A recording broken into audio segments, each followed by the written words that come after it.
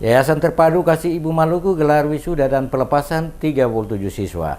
Taman Kanak-Kanak dan Pendidikan Anak Usia Dini Terpadu Yayasan Kasih Ibu Ambon menggelar acara pelepasan dan wisuda anak asuh tahun pembelajaran 2017-2018.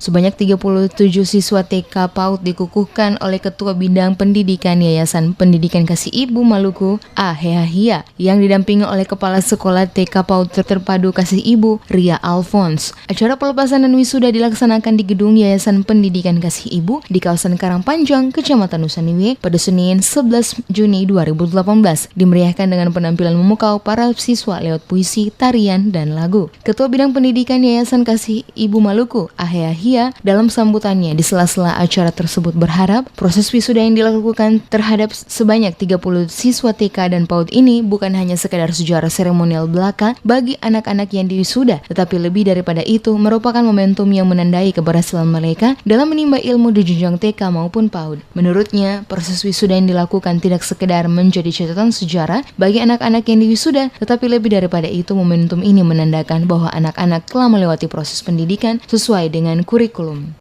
Saya tadi ada anak yang bisa membaca, itu luar biasa.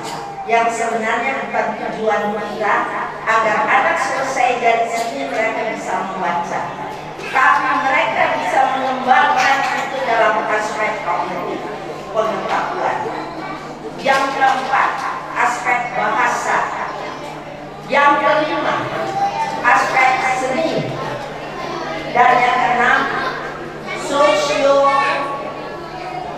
Bagaimana mereka bisa bergaul satu dengan yang lain. Hal ini bisa ditemukan daripada semua anak-anak yang berada dalam ruangan di sini.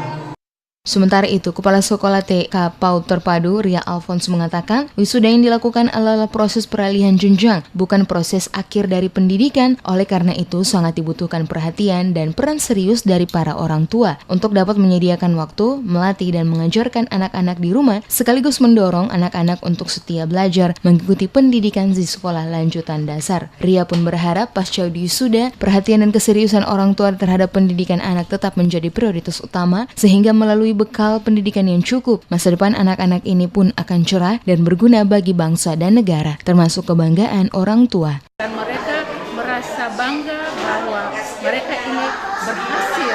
Mereka juga ada punya percaya diri, rasa mandiri, sesuai dengan pembelajaran 6 aspek kurikulum kita pada Taman Kanak-Kanak.